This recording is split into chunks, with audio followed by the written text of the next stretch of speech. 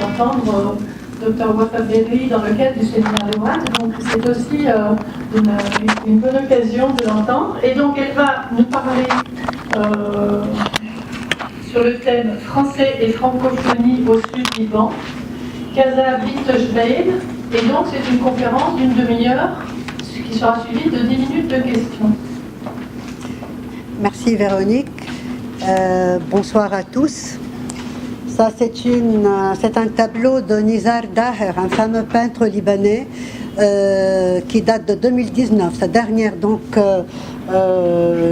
exposition qui s'est appelée Sudiste, donc des paysages du Sud. Donc d'abord, permettez-moi vraiment d'exprimer ma joie d'être là parmi vous. Et de pouvoir donc m'exprimer, comme vous l'avez dit, de manière ouverte et non formative, non normative, pardon, autour d'un sujet qui m'est vraiment cher. Un sujet autour duquel j'ai bâti un peu mes idéaux de vie, mais un peu aussi mes actions professionnelles.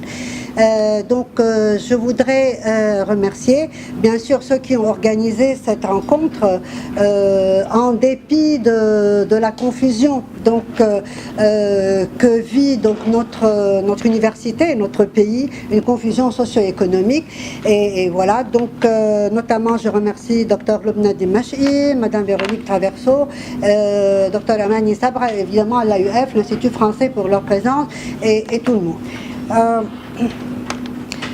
Il faut quand même, avant de commencer, il faut que je vous avoue que j'aurais tendance à adhérer aux propos du ministre français de l'Éducation nationale qui a dit en 2017 qu'il n'y a qu'un seul français, qu'une seule langue française, qu'une seule grammaire. Alors, si pour la France, le pays de la diversité, le ministre s'était permis de tenir ses propos, que dire donc pour le Liban qui, lui, il a la même instance pour gérer la politique éducative, c'est le ministère. Donc, nos professeurs reçoivent presque la même formation. Nos étudiants subissent les mêmes conditions socio-économiques. Je parle de la plus grande masse d'élèves, je ne parle pas ni des plus privilégiés. Vous voulez le micro? Excusez-moi.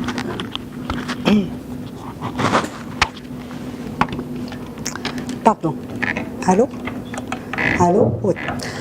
Et puis, tous les élèves subissent la même épreuve nationale. Donc, cette similitude de départ va engendrer une autre à l'arrivée. On va avoir les mêmes déficits langagiers et presque les mêmes causes derrière ces déficits langagiers. C'est pourquoi je vais aller dans le sens de la différence. Donc, évidemment, ce serait un peu réducteur de considérer le français au Liban seulement sous cet angle. C'est pourquoi, pour m'aligner sur les objectifs de cette journée, j'aborderai donc la question d'un point de vue de la différence plutôt que de la variété. Et ce, pour pouvoir varier l'usage d'un objet, à mon sens, il faut d'abord en maîtriser les outils ou les pièces. J'irai donc dans le sens des niveaux linguistiques des Libanais francophones, notamment du Sud, et surtout des différentes didactiques du français, d'un établissement à un autre, d'un enseignant à un autre, car c'est ce qui conditionne justement les usages du français au Liban. Pour cela, je me baserai sur des constats issus d'expériences personnelles, professionnelles avec la langue française, en tant que sudiste, et aussi en tant que professeur-chercheur en ingénierie éducative et linguistique, parcours où le Sud avait toujours eu sa place. Je termine avec des questions qui pourraient, je l'espère bien, ouvrir devant nous des perspectives pas trop consommées. Ça, c'est un autre paysage du Sud. Alors, c'est quoi donc le Casa Bint Jbeil?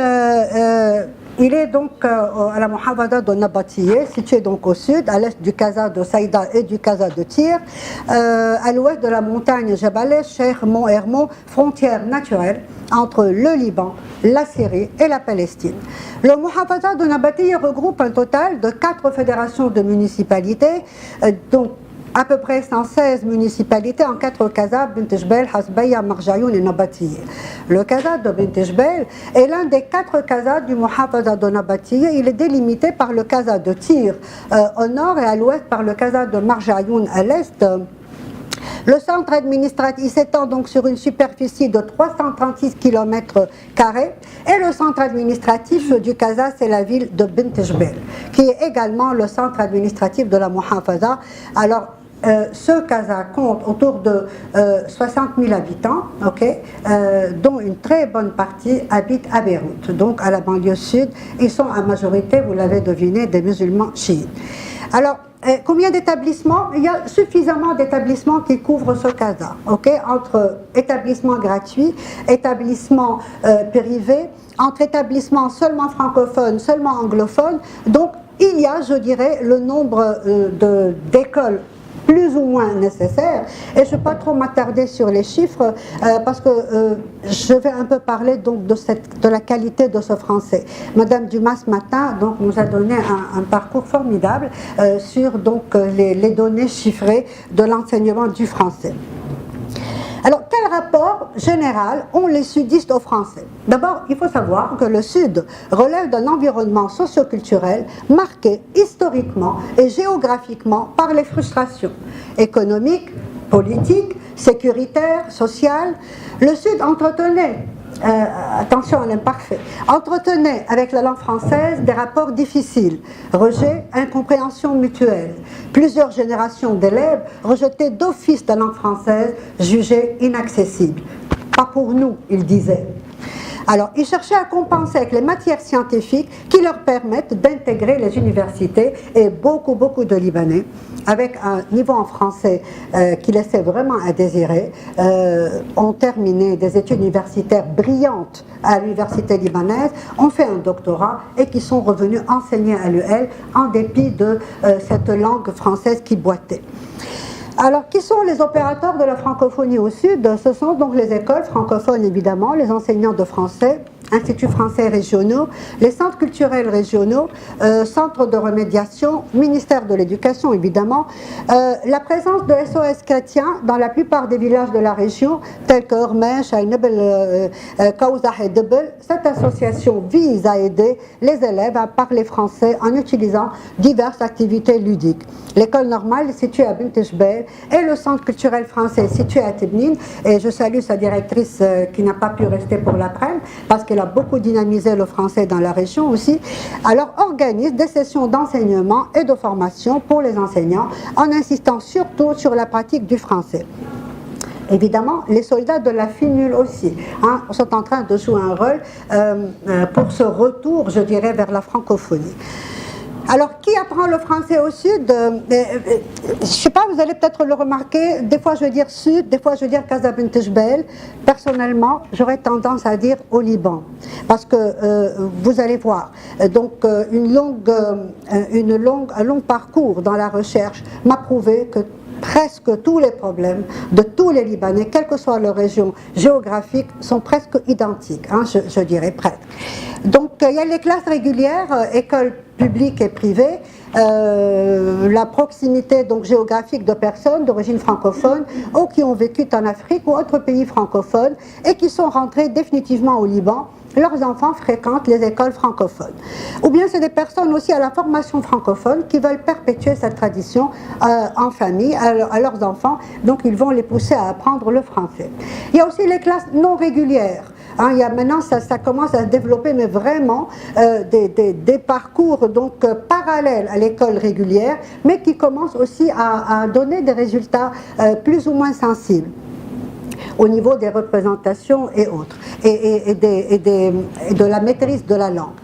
Donc, alors les classes non régulières, c'est les centres culturels, l'Institut français évidemment, qui y va, c'est toute personne, jeune ou adulte, cherchant à améliorer son niveau en français, les personnes qui ont appris l'anglais et qui ont fréquenté les écoles anglophones, mais qui souhaitent poursuivre des études universitaires en France, ou bien aussi les gens conscients de l'importance du français dans l'apprentissage d'autres langues pour leurs enfants ou pour eux-mêmes.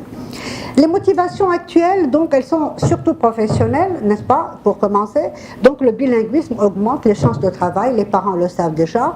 Il y a aussi une aspiration de travail ou d'études supérieures à l'étranger. Il y a aussi une motivation psychologique, sorte de revanche pour les parents qui n'ont pas pu accéder à cette langue. Pour eux, ils vont voir que leurs enfants ont quand même pu parler cette langue qui est restée un peu hermétique pour les parents. Aussi, c'est identitaire, parce que c'est une façon pour eux de s'accrocher. Et ça, ce ne sont pas des propos que je lance comme ça c'est vraiment le fruit de rencontres. Et parce que, comme je suis du Sud, je passe souvent mes vacances là-bas, et j'ai souvent l'occasion, donc par curiosité de discuter avec les gens. Et donc, voilà, ça, c'est des choses donc, que j'ai entendues de la bouche de beaucoup de personnes. Pour eux, donc, le français, c'est une façon donc, de s'accrocher à leur identité libanaise traditionnelle, dont le français a toujours constitué en filigrane un élément important. Alors, sur 45 et 43 élèves qu'on a pu questionner il y a 2 ou 3 jours, donc pour cette journée, pour savoir pourquoi ils aiment le français. Parce que l'enfant, sa mère, elle va l'inscrire à l'établissement. Donc certains vont dire, j'aime le français parce que c'est une belle langue, parce que c'est ma matière préférée, parce que c'est une belle langue et matière préférée, les deux. Parce que je ne sais pas parler la langue, je parle avec mes cousins qui viennent de l'Afrique, donc ça c'est une raison, je dirais, fonctionnelle. Je n'aime pas le français car c'est une période pour dormir et s'amuser. Et là aussi, il y a plein d'autres qui diront la même chose. Alors, quelle sorte d'activité, et c'est là où on commence vraiment à entrer dans le vif du sujet, si j'ose dire, elles ne sont pas nombreuses. Et les activités ne sont pas régulières pour promouvoir le français. Il y a donc, le français fait partie un peu du show du fête de fin d'année ou de la fête des mères. On fait faire une présentation en langue française s'avère comme une prouesse où les élèves comme l'école tirent un peu d'orgueil, comme quoi voilà, regardez, mon enfant il a su parler en français à la fête de fin d'année. Alors que ce serait dommage. Dès que le rideau baisse, le français regagne les classes lugubres où règne une atmosphère de découragement généralisé. Je donne l'exemple d'activité qui est très intéressante, mais je suis toujours désolée sur le caractère ponctuel. C'est donc une activité gérée donc par l'ambassade de France et les Nations Unies. C'est donc le concours de la francophonie, donc où les élèves vont préparer des pièces de théâtre. Et cette année, la semaine dernière, j'ai parlé à la directrice, et puis l'enseignante était toute contente parce que grâce à cette pièce de théâtre, donc il faudra attendre un concours de la francophonie pour que 3 ou 4 soient promis d'aller en France, ce qui est très très bien d'ailleurs, mais on peut aussi faire autre chose ici. Alors, donc les élèves étaient très encouragés. Elle m'a dit, ils ont appris à prononcer correctement et sans hésitation. C'était pour elle un exploit. Ils étaient enthousiastes, ravis de pouvoir donc prononcer la langue française facilement et couramment. Couramment, je ne sais pas. C'était donc un rôle qu'ils avaient retenu pour la pièce. Mais ceci dit, elle m'a montré un peu des vidéos, c'était quelque chose de très remarquable. Donc, c'était sur le roman d'Alexandre Dumas, ils étaient très contents par le travail de groupe, un pour tous et tous pour un. Il y a aussi quelques écarts que les sudistes, puisqu'on a envie aussi d'entendre un peu de linguistique avant de passer trop au côté didactique, quelques écarts à l'oral qui sont très, très communs. Donc aux sudistes, ils répètent souvent le sujet, donc nom propre, le pronom personnel. Par exemple, Madame Hussein, il a oublié. D'accord. Certains élèves ne savent pas se débrouiller dans des situations simples de leur quotidien, ils ne savent pas utiliser à bon escient de simples expressions, n'est-ce pas, comme j'habite à, je vous en prie, désolé. Aussi au niveau de la prononciation, ça c'est assez spécifique. Hein. Par exemple, des fois ils prononcent un mot à moitié. Hein. Ils vont donc estomper la dernière syllabe parce qu'ils ne sont pas sûrs que c'est le bon mot. Comme on dit pour le Libanais, bonjour, kifak, hi, hello, kifak, comment ça va? L'histoire de le pyjama, pour dire les bijémies, au sud, donc ça c'est très caractéristique aussi, alors que maintenant je ne pense pas que c'est toujours le cas, même s'il y a encore confusion entre le P et le B. Et ça, je vous assure, moi j'entends souvent donc des personnes qui dès qu'il y a un P, c'est un B, mais dès qu'il y a un B, c'est presque un P. Donc, dans leur tête, c'est présent cette confusion entre le P et le B, boule pour poule, ou bien le pute au lieu de le but. Donc, tendance à parler détaché ou de manière saccadée pour réfléchir à ce qui est dit. Et ça aussi, quand des fois les gens veulent parler, ils vont aller très lentement, de manière vraiment ponctuer chaque mot, et là on se dit ils sont en train de réfléchir à ce qu'ils veulent dire. Ou bien aussi l'intonation qui n'est pas adaptée, et ça aussi c'est très mauvais. Très souvent, ils parlent d'une chose, mais on voit que l'intonation utilisée n'est pas du tout adaptée au contenu même de la communication, et surtout aussi le rythme, et comme je dis, donc ils commencent des phrases à voix normale, et ils finissent une voix, vraiment la phrase en voix sourdine, on entend à peine la suite. Des écarts à l'écrit aussi, ils vont écrire des phrases toutes longues, complexes et beaucoup de fautes, et ça c'est des travaux donc, de recherche qui ont recensé tout cela. Ils vont donc souvent utiliser et pour allonger la phrase et exprimer leurs idées. Bien sûr, le mauvais accord du participe passé avec donc avoir. Il y a très souvent une traduction littérale de l'arabe. Il y a un problème de l'enchaînement, de la cohérence des idées, de la répétition. Et puis à l'oral, comme elle écrit, le verbe infinitif, donc les deux verbes qui se suivent, ils ne savent pas qu'il faut mettre le deuxième à l'infinitif. Je veux juste, ça c'est un petit extrait de L'Orient le jour, donc en mai 2019, il y avait quelque chose sur le français donc au Liban, le titre était au Liban, la francophonie fait de la résistance, donc regardez le clin d'œil un peu à la région du sud dans le mot la résistance, et alors à Tebnine, ils ont parlé de Tebnine, je veux juste, cette enseignante qui est très qualifiée, engagée par la municipalité. Regardez, alors elle fait devant la journaliste comme un petit exercice. Alors elle demande à l'élève combien de ballons Mira veut-elle, et l'enfant va dire ballonnel, répond le petit garçon. Elle dit non, on dit 2 ballons. Et elle lui explique tout en insistant sur la prononciation auprès du reste de la classe afin que les petits ne roulent pas le R de Mira. Alors que, franchement, il y a des priorités en langue, il y a des souches. Il faut d'abord leur apprendre à parler. Laisse-le, mon Dieu, rouler la patte, rouler les airs, rouler tout ce qu'il veut, mais qu'il puisse s'exprimer correctement et pas devant la journaliste. Deuxième exemple, toujours de la même enseignante qualifiée. Alors c'était le jeu de rôle. Bonjour, tu vas bien? Jeu des bananes et des fraises, dit Mohamed à son camarade Ahmad, tout en lui serrant la main. Alors elle lui dit, l'enseignante, tu ne connais pas le marchand, donc tu dois le vouvoyer et tu ne lui serres pas la main. Alors que ça aurait pu être aussi un fait social, au contraire. Tu peux lui serrer la main, comme si c'est l'épicier du village, il peut le tutoyer. Donc, vous voyez, je veux dire, c'est un peu ces garde-fous rigides de la langue française qui sont aussi en train un peu de nuire à l'acquisition de cette langue. Alors évidemment, il y a aussi la suprématie du privé. Je ne veux pas trop m'attarder là-dessus. On connaît, hein, je ne vais pas répéter des choses que tout le monde connaît.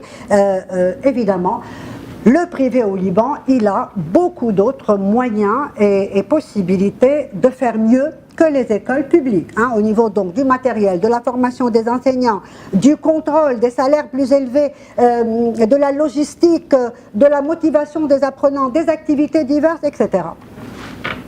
Alors, qualité du français au Sud, en dépit de toute cette présence du français, donc au niveau des chiffres, des écoles, des centres, etc., les élèves, ils ont toujours quand même de grandes difficultés à communiquer correctement et spontanément en langue française.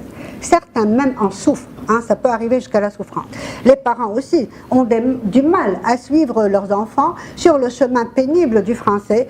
Par la ruée vers l'anglais, ils croient épargner à leurs enfants les complexes que la langue française génère chez eux, génère chez eux. Voilà. Donc, je voudrais parler un peu d'une petite expérience familiale avant de passer encore à l'expérience professionnelle. Moi, je suis originaire du Sud. Mon père était fonctionnaire d'État, mais il a travaillé pendant 2 ans dans un journal. Il était correcteur, hein, vous savez, il est donc d'une famille d'ulémas très imbue de la langue du Coran et de l'arabe, de la langue donc du Coran. Donc il était correcteur dans un journal. À longueur de journée, il entendait un journal donc très connu. Tous les employés au journal parlaient français. Un jour, il revient, il dit à ma mère, je veux quand même inscrire toutes mes filles, on est 6 filles, chez les sœurs. Alors ça avait à l'époque évoqué vraiment un tollé dans la famille parce que toute la famille avait leurs enfants dans des écoles musulmanes où la langue française n'était pas en tête de liste, je dirais. Et donc, pourquoi je cite cet exemple? Pour dire justement que maintenant, ça a changé. Et c'est ça, c'est un élément, un atout dont il faudra profiter pour dire que aussi les mentalités changent. Moi, je me souviens qu'il s'était battu, mon père, pour cela. Il nous avait dit, la langue française donne des ailes. Et ça, c'est une chose, moi, que j'ai retenue et que je disais toujours à mes étudiants. Et même quand on allait et ça, et je vous assure, c'est pas une anecdote, c'est une vérité. Quand on allait au sud pour les vacances, alors on parlait français comme ça par réflexe parce que ma mère disait qu'il fallait donc s'habituer à parler français. Et les gens du village commençaient à nous parler français. Et jusqu'à maintenant, quand je vais, le fils du marchand de sandwich, il me dit Ahlan, docteur Akif, comment ça va? Ça va bien? Et il me parle en français parce qu'on était un des pionniers du village à parler français, à apprendre le français. Et quand ma grand-mère était morte, tout le monde était venu voir les filles d'Abou Salam et comment elles vont pleurer en français. C'est-à-dire que combien c'était vraiment un signe distinctif. Et je vous assure aussi qu'il y a plein de familles de ma famille et du village qui étaient venus voir mon père et pour les introduire. Et c'est comme ça que le français a aussi démarré à Tebnil parce qu'il s'est trouvé un homme courageux qui voulait quand même aller dans un esprit d'ouverture. Donc c'est dire combien le milieu socio-culturel est déterminant dans l'ouverture à la langue. Alors, au niveau du travail de la recherche, c'est un long parcours, donc au niveau académique, au niveau de la recherche, du laboratoire donc, que je dirige depuis plusieurs années, donc des corps didactiques de l'expression, de la compréhension orale et écrite, etc. Donc je vais y parler de manière rapide. Alors, ce que je vais faire maintenant dans les peut-être 3 ou 4 minutes à venir, c'est dire que depuis, par exemple, je suis allée jusqu'à 2001 et pas plus vieux, c'est dire que depuis 2001, je dis presque la même chose. Hein. Ça, c'est une table ronde qu'on avait organisée au Sud-Liban, à Tel et Radar. Il y avait donc notre collègue Joseph Schrem qui est là, il était présent, donc il y avait donc des personnalités d'horizons divers, français comme libanais, de l'AEF, de l'Institut français, des professeurs, des directeurs, pour parler du français au Sud, comment justement dynamiser cet enseignement. Nous avons tiré donc des conclusions et qui s'étaient plus ou moins réalisées, pas beaucoup je dirais, mais c'était voilà dire que déjà en 2001 on disait qu'il fallait absolument, qu'il fallait donc beaucoup d'efforts pour rendre le français langue de communication. Ça aussi, c'est une recherche qu'on a internationale, aussi parrainée par la FIPF et l'AUF, donc 140 enseignants dans 20 pays. Le seul donc, pays du Moyen-Orient, c'était le Liban qui avait participé. J'ai coordonné l'équipe du Liban. Il faut dire que les constats, on avait donc pris 3 écoles libanaises, donc de première classe, je dirais, de deuxième classe et de classe très moyenne, très correcte. Et honnêtement, quand on a comparé les résultats, et au Liban, et avec l'étranger, parce qu'on devait aussi parallèlement envoyer nos vidéos à l'étranger, recevoir les vidéos des autres, on a vu que les problèmes étaient presque les mêmes.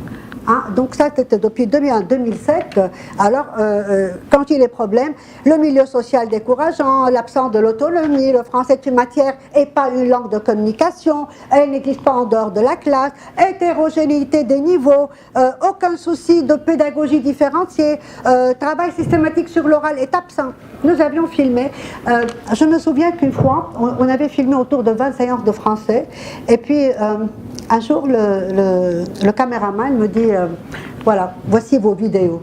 J'ai dit, j'avais droit à 12, d'où vient la 13e? Il me dit, j'ai oublié la caméra ouverte.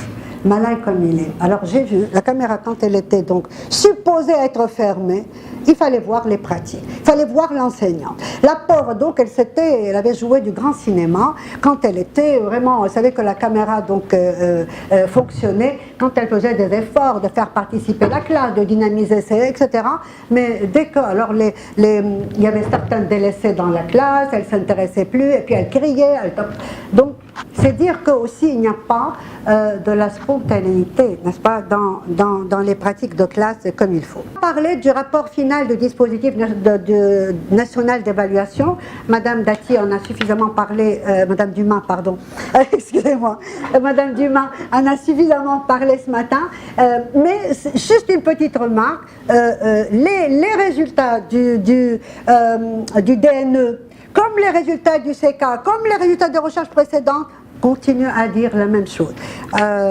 Donc, il fallait agir. Donc ça, c'est les remarques, je ne vais pas aussi répéter, mais c'est vraiment les résultats et les remarques qu'on a sortis pour le projet CK et pour d'autres projets. Alors, il fallait sortir donc de ce terrain. Donc après la recherche, après un constat de problèmes, j'ai eu comme une autre déviation. J'ai dit très bien, on sait maintenant quels sont les problèmes majeurs. Alors des classes démotivées, un enseignant qui ne sait pas faire des activités, un environnement francophone absent. On va essayer par la recherche, mais la recherche très concrète, d'essayer de faire des expériences et voir si vraiment on peut faire quelque chose. Et là, je m'attache énormément à une phrase que Madame Dumas a dite ce matin. Elle a dit qu'il a une totale liberté dans la mise en œuvre des programmes. Et ça, c'est la phrase clé, à mon avis, qui va permettre à tous, aux coordonnateurs, qui sont des fois une surcharge sur les épaules de l'enseignant, de profiter de cela. Qu'est-ce qu'il faudra faire sous ce titre-là? Si, parallèlement, bien sûr, à la fin, on parlera un peu du changement du système des programmes, mais en attendant, il faudra plus rester dans le constat d'échec, mais aller dans le constat de défi et dire voilà. Alors, vivre en français, c'était une expérience très intéressante que j'ai faite pour le compte des institutions éducatives AMAL. J'ai été donc leur consultante en langue française pendant 6 ans et ils ont autour de 10 écoles. Ils ont 5 ou 6 au sud, une à Beyrouth, une à Hermel, une à Baalbek, où vraiment les tranches d'élèves étaient les mêmes. Je prenais par hasard, comme ça, vraiment tirage au sort, 100 élèves de toutes les institutions de Amal, de la classe de 9e, donc EB3, c'est ça, c'est ça. Et donc, je les mettais, je vous assure, pendant 3 jours. J'ai dit aux responsables des institutions, je ne veux pas faire une formation traditionnelle. Venez avec moi, venez enseignants, venez élèves, et on a monté tout un programme d'activités où les élèves devront, comme output, à la sortie, maîtriser tel et tel et tel acte de parole. Et le défi a été gagné pendant 3 jours. Les élèves, il y a des vidéos qui attestent tout ce que je dis, les élèves sortaient en pleurant et disaient « on veut ce français, on veut cette maîtresse ». Pourquoi? Parce qu'on faisait que des activités, mais alors des activités très orientées. Et le cuisinier parlait français. C'était l'immersion, mais rien que faire une immersion pendant 3 jours, elle avait fait. Donc les chansons, j'ai moi-même écrit les chansons, on les a enregistrées. Donc tout acte anodin que faisait l'enfant le matin, la toilette du matin, brosser les dents, il y avait une chanson pour ça. Et la chanson, donc dans toute l'école, elle passait dans tout le centre. C'est un très beau centre donc au sud. Et les enfants, en brossant les dents, répétaient oui, je me brosse les dents. Non, non. Donc il y avait un rythme à tout, vous voyez. Et puis voilà, donc c'est dire, j'ai dit aux enseignants, maintenant s'il vous plaît, quand vous revenez dans vos classes, vous allez une fois par semaine, aménager la classe, en vivre en français. Et votre classe doit être par semaine. Une fois c'est l'épicier, une fois c'est le restaurant, une fois c'est que sais-je. Donc c'est pour habituer les enfants à parler français. Ils n'ont pas fait ça toujours, je l'avoue. Mais aussi c'est une expérience qui a montré ses preuves. Deuxième donc projet aussi, c'est un autre projet qu'on a fait aussi avec une facilité, donc parce qu'il y a un centre culturel à Tebnil qui est bien aménagé. On a appelé ça les classes ensoleillées. Ça ressemblait un peu à vivre en français, sauf que les enfants ne dormaient pas. Alors les enfants de tous bords, ils venaient. Et là c'était aussi un grand défi. Dr Dalal Danoun, donc si présente, faisait partie de ce projet. une autre doctorante, une autre... C'est comme ça que je fais toutes mes étudiants, donc étudiantes et étudiants, en master, en doctorat, je les fais travailler sur des sujets qui relèvent des problèmes de l'enseignement du français, mais avec, et je demande, non pas de la théorie, mais des applications vraiment sur le terrain. Et alors, avec des corps, les classes ensoleillées, on avait en classe comment on appelle ça déjà déjà, il y avait un grand écran, il y avait 2 écrans, il y avait comment ça s'appelle le karaoké, voilà, merci Dalal, avec un micro. Et puis l'enfant, il se corrigeait, il se voyait devant le grand écran, hein, et tout était mis en scène. Donc il fallait voir la leçon de science, il fallait voir c'était autour du thème du portrait et de la description. Mais au bout de 5 jours, et ça c'était mesuré, donc ça c'était une recherche pour le compte de l'UL, on avait mesuré les progrès du matin au soir, et là aussi on a marqué des progrès très sensibles. Pourquoi ? Parce qu'on a changé les approches tout simplement. Il a fallu un peu de créativité, un peu de motivation et beaucoup de défis. Okay ? Il ne faut pas donc continuer à répéter ce que les autres disent. Le travail, notre travail, n'est plus passionnant si vraiment on se met à faire des constats seulement. Alors, classe ensoleillée, donc les enfants disaient « Est-ce que vous allez nous enseigner toute l'année ?» Donc une fois aussi fini, c'était, et là aussi c'était vraiment scientifiquement, on avait prouvé que si un enfant, tu lui changes les approches, il va t'écouter, il va être intéressé par la langue française. Pourquoi je dis ça ? Parce que il ne faut pas trop attendre beaucoup de la maison. Quand la maison est prête, elle va le faire d'elle-même. Quand ils ont un niveau socio-culturel, ils ne vont pas attendre les conseils de l'Institut pour s'intéresser à l'avenir de leurs enfants. Alors, donc je termine par ce que j'avais dit un peu ce matin. Maintenant, les choses ont changé. Je vois ça au sud. J'y vais très souvent et je vous assure, d'un mois à une semaine à l'autre, je vois que les choses changent. Les frustrations dont j'ai parlé au début, elles se trouvent réduites. Il y a une paix relative. Les gens qui ne connaissent pas le Sud, qui n'ont jamais vécu au Sud, ils ne vont pas comprendre le prix de la sécurité. Moi, je savais que quand j'étais jeune, que de vacances, on rentrait bousculé sur Beyrouth, mais vraiment avec une peur parce que les avions israéliens nous bombardaient tout le long de la route. Maintenant, il n'y a plus cette crainte. Depuis 2006, il y a comme un équilibre, très bien. Vous nous bombardez, on vous bombarde. Bon, évidemment, rien n'est gratuit. J'espère que cela n'arrivera jamais, ni de part ni d'autre. Mais ça a donné un espoir pour les gens du Sud pour réfléchir. Ils ne réfléchissent plus seulement comment survivre si Israël va venir, où est-ce qu'on va nous cacher. Maintenant, ils vont réfléchir à l'avenir des enfants. Et ça, en psychologie, croyez-moi, ça veut dire beaucoup de choses.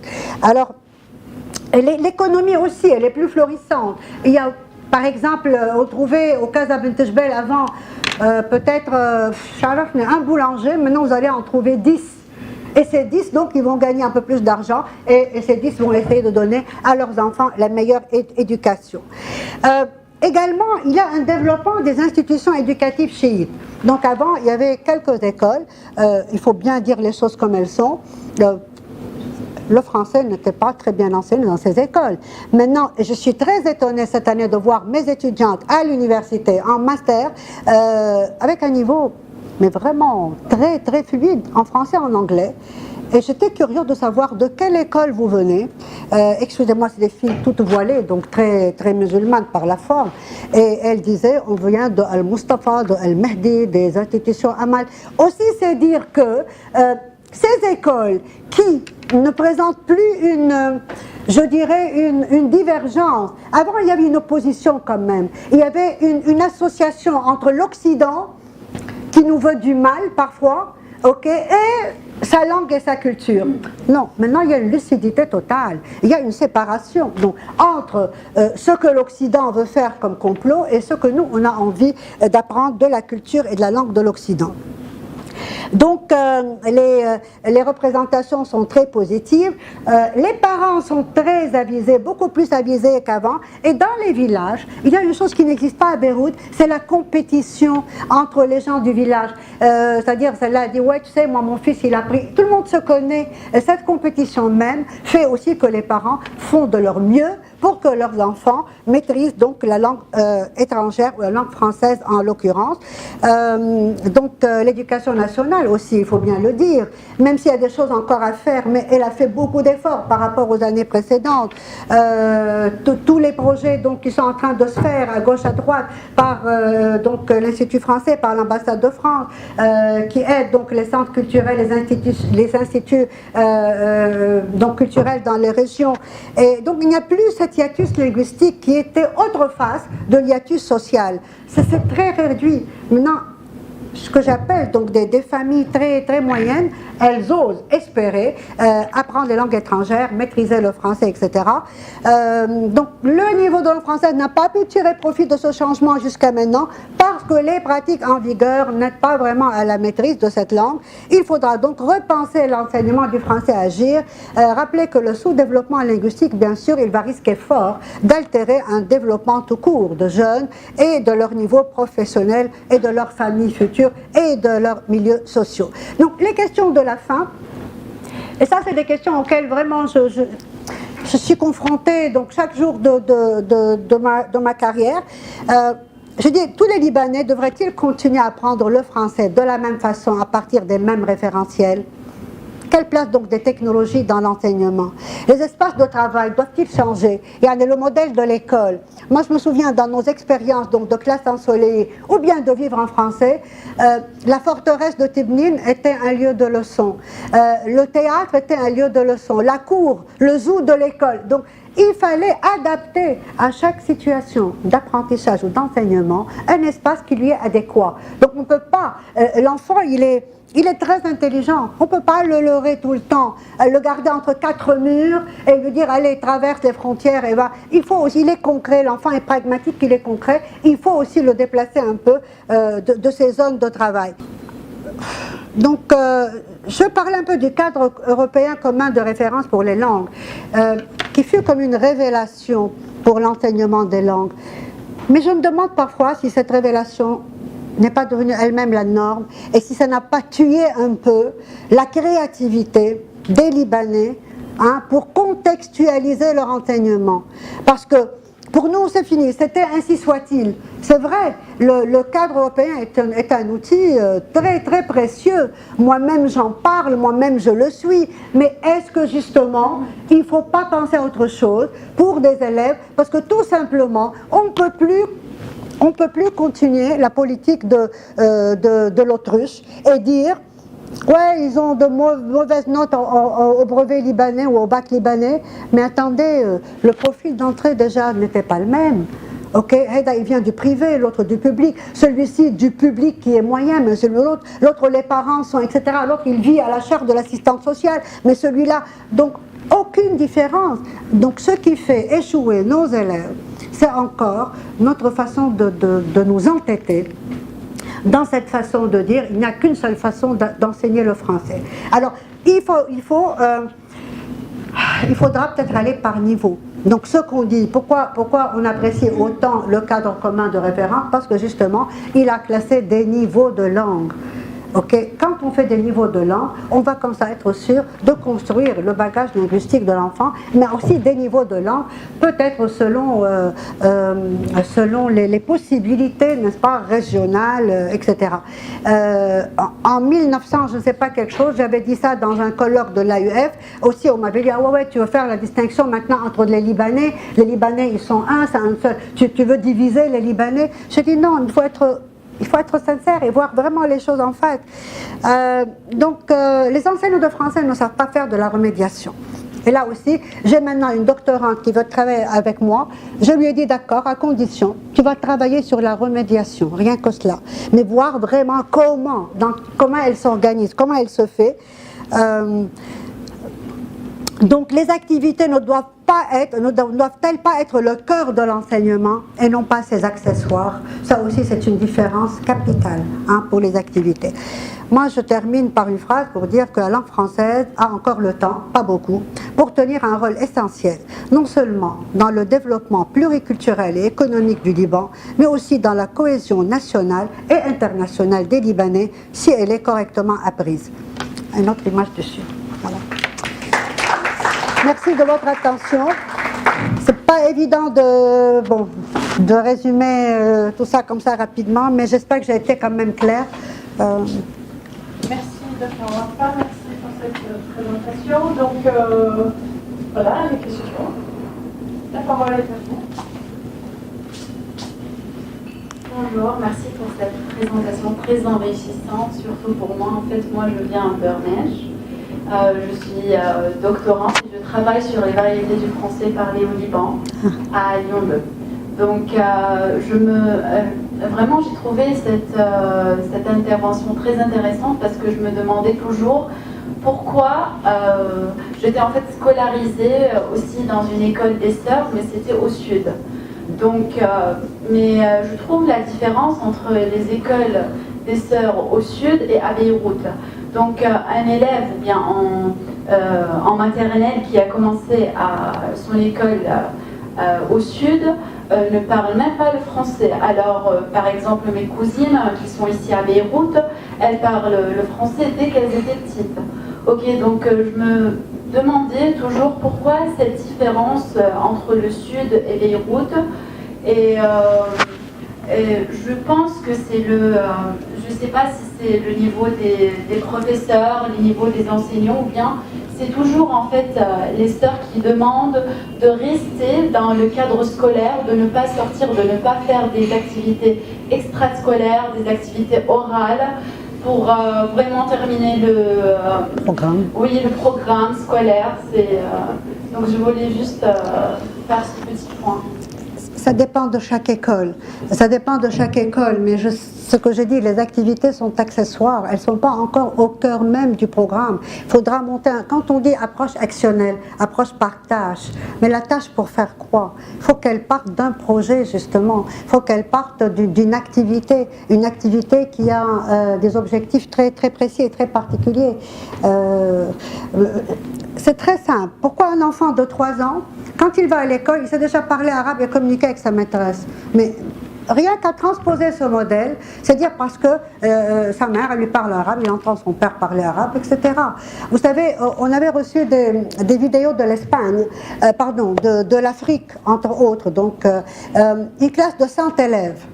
Alors, comment l'enseignante, elle enseigne français? Et les élèves, ils ont fait des progrès et tout. Alors, c'est par répétition. Donc tout dépend. Elle n'avait même pas une place pour circuler, voyez. Et c'est une école pauvre. Alors elle disait par exemple, allez, elle montrait une brosse à dents. La brosse à dents, je brosse les dents. Et je brosse les dents. Et pendant, je vous assure, je les ai comptées, 70 répétitions, sûrement que les enfants, le soir même, ils n'oublieront jamais. Avec la brosse à dents, je brosse les dents. Elle dit, allez, elle faisait comme ça. Elle ne pouvait pas circuler. Et ça, c'est une façon. Quand on dit, par exemple, pour l'écriture, les enfants écrivent mal, essayez de faire ce qu'on appelle la dictée rapprochée. Il y a une semaine, ne faire que de la dictée. Ça va se fixer. Les enseignants n'ont plus le temps de fixer quoi que ce soit en classe de langue. Parce que, soi-disant, la coordonnatrice, elle va venir, elle va dire qu'on est en retard. Et l'autre, il va dire, donc, tout le monde est pris dans, je ne sais pas, dans une ronde où personne ne réfléchit plus, personne ne respire pour dire faisons autrement. Et moi, j'ai trop d'espoir parce que je vois combien les élèves, maintenant les jeunes, sont très éveillés, sont très ouverts. Vous voyez, les technologies, ça a quand même travaillé beaucoup sur le cerveau des enfants. Et donc, c'est vraiment une chance avant qu'ils n'échouent dans l'anglais, avant qu'ils ne passent à l'anglais. Voilà. Donc on a encore une... mais il faudra faire vraiment dynamiser ces approches et les développer beaucoup plus. Et à mon avis, en fait, il faut vraiment travailler avec les élèves dès qu'ils sont petits, parce que quand ils sont petits, ils arrivent vraiment à capter la langue, à parler le vrai français. Absolument. Mais je trouve que, pas dans toutes les écoles, mais dans la plupart des écoles au sud, on préfère de mettre par exemple les profs les plus compétents dans les classes secondaires ou bien dans les collèges. C'est pas très juste ça. Pas trop aux classes. C'est pas ça qui va aider, c'est pas ça.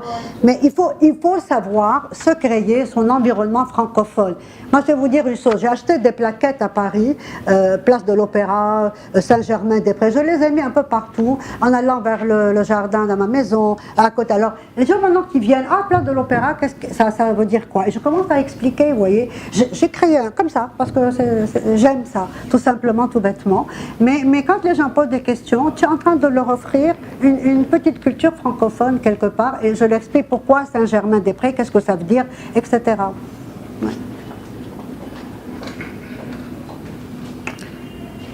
Deux questions très précises par rapport à la... Tu disais tout à l'heure que tu faisais une enquête un peu par rapport au sud du Liban, n'est-ce pas? Donc, ma question, comme je travaille un peu sur la variation du français, il m'intéresse de savoir si tu as pu remarquer dans ce français parlé au sud du Liban, est-ce qu'il y avait vraiment des variations ou je dirais, des spécificités propres à ce parler? Ça, c'est la première question. La deuxième question, ce qui m'a interpellé, c'est que quand tu disais il faudrait deux manières ou, je dirais, deux référentiels peut-être, appelons-le comme on veut, pour enseigner le français. C'est là où j'ai pas bien compris. Est-ce que tu pourrais, s'il te plaît, voilà, nous éclaircir là-dessus? Le français a le statut de français langue seconde. Mais je trouve qu'il est en train de virer de plus en plus vers un français de langue étrangère. Ok? Et il faudra peut-être créer un référentiel, je dirais, intermédiaire entre le français langue seconde et un français langue étrangère trop allégé. Parce qu'il faut suivre, la vérité, la réalité.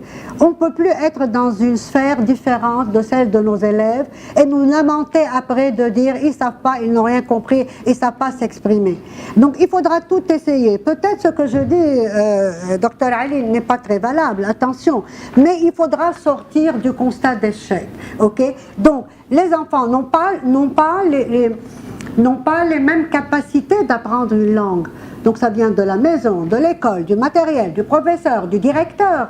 S'il n'y a pas toutes ces capacités, qu'est-ce que je fais? Je continue à lui enseigner le français langue seconde, comme cela s'enseigne au lycée français, au collège protestant, ou je ne sais pas dans quelle autre école de Beyrouth. Ça, ce serait vraiment hypocrite et antipédagogique. C'est dire, voilà, on s'accroche. Non, il faudra voir les choses. Et si après, on va nous adapter à construire son niveau, eh bien après, il va lui-même se rapprocher du français, langue seconde, et peut-être français langue maternelle, que sais-je. Donc il faut y aller progressivement. Et puis l'autre question, c'était la... Le type de spécificité. Oui, honnêtement, je ne pourrais pas le prétendre, parce que je travaillais toujours dans mes expériences avec des enfants du Sud à niveau français assez défectueux. Donc je ne peux pas dire, mais déjà les adultes, par exemple, je sais que Madame Carmen Fawaz, elle a des relations avec l'Afrique, etc., mais quand on parle français, c'est le français standard, ok? Les Français africains, il y a quelques-uns dans ma famille, il y a des fois peut-être comme ça un terme qui sort, mais je ne peux pas dire que c'est très généralisé au niveau du Sud. Tu vois, je ne peux pas, peut-être c'est vrai, je ne peux pas le prétendre, je n'ai pas trop travaillé là-dessus. Mais comme ça, par intonation sûrement, dès que quelqu'un parle français, tu devines au Sud s'il vient d'Afrique ou pas. Ça c'est clair. Hein. Prononciation. Ouais. Et là,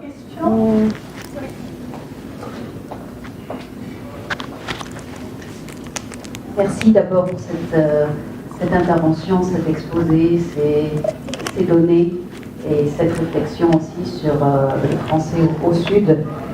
Justement, ma question, elle porte aussi sur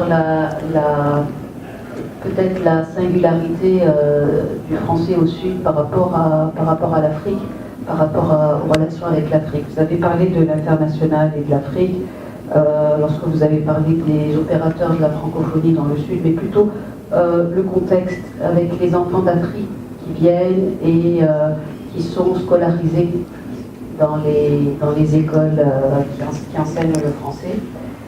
Moi, ce que je voudrais savoir, c'est est-ce que à travers les cours, peut-être via les manuels scolaires, il y a une référence à la francophonie qui ne serait pas le français de France, mais le français d'Afrique, dans les manuels scolaires au Liban, les manuels scolaires libanais concernant la langue française. J'ai travaillé sur ceux du CRDP. J'étais rapporteur général de la langue française pendant toute la réforme des programmes. Non, il n'y avait pas quelque chose de spécifique africain. Oui, peut-être pas sur la langue directement, mais sur les relations culturelles, voilà, la culture africaine ou la culture francophone autre qu'européenne. Non. Pas au stade donc de 97, quand il y a eu donc la réforme des programmes, non. Plus tard peut-être, je ne sais pas, mais non, pas là-bas c'était... Moi je me souviens par exemple dans une bande dessinée que j'ai élaborée, pour vous dire, je m'étais battue avec toute la commission à l'époque, parce que moi je voulais introduire la visite d'une petite Française qui vient donc de France, passer les vacances chez les grands-parents, et l'enfant qui lui parle tantôt français, tantôt arabe. Dans une même bande dessinée, j'avais mis l'arabe et le français, vous disiez c'est quoi ça, ce charabia? Mais ça c'est un livre de français, pourquoi tu mets l'arabe? Je dis mais il est libanais, il y a un jeu de rôle dans la bande dessinée. C'est-à-dire que ça change, c'est ça ce que je dis, il faut être attentif au changement. Hein. Les technologies, tout ça a aidé à l'évolution des esprits. L'ouverture des gens, la crise économique a beaucoup aidé à l'ouverture des esprits, à l'ouverture des régions. Donc c'est pourquoi il faudra en profiter pour dire vraiment, exiger de chaque enseignante, et ça c'est toujours une question de leader, moi j'y crois. Quand donc un responsable donc d'école, il est éclairé, croyez-moi, toute l'école va s'en sentir. Ouais. Merci à vous. Je me permets juste d'ajouter un petit truc par rapport à ce que la collègue venait de dire. Justement, en fait, il y a un véritable attachement à la norme chez les francophones libanais, c'est ce que je démontrerai tout à l'heure, en tout cas chez une bonne partie, mais effectivement, puisque tu as parlé, tu as évoqué les programmes scolaires et la réforme de 97, il y a un véritable panel, tout un panel sur le vivre ensemble. Donc en fait, on s'attache davantage au vivre ensemble par rapport aux communautés, mais il est vrai qu'il manquerait par rapport à la francophonie dite différentielle, hein, celle dont Abou et Haddad avaient dans leur temps parlé. Vous permettez un dernier exemple, Madame Véronique. C'est un Africain venu d'Afrique, un Libanais qui a toujours vécu là-bas, qui voulait enseigner dans les écoles de Hamal. J'ai fait l'entretien, mais il parlait un français mais impeccable. Je dis c'est ce qu'il nous fallait, c'était la perle rare. Et comme par hasard, je dis écrivez, il ne savait pas écrire. Alors pour moi, c'était vraiment un problème. J'ai dit au directeur, qu'est-ce qu'il faut faire? Bon, écoutez, on va le mettre dans les classes maternelles, qu'il commence à parler français, qu'ils entendent parler français, on ne laissera pas écrire, lui. Donc, et c'était comme ça, il y a pas mal qui viennent comme ça, ils ont appris le français sur le tas, mais qui n'ont jamais eu de diplôme, et donc ils ne peuvent pas être d'enseignants qui peuvent nous aider dans notre tâche. Voilà. Merci beaucoup. Merci à vous. Donc on va passer à la prochaine...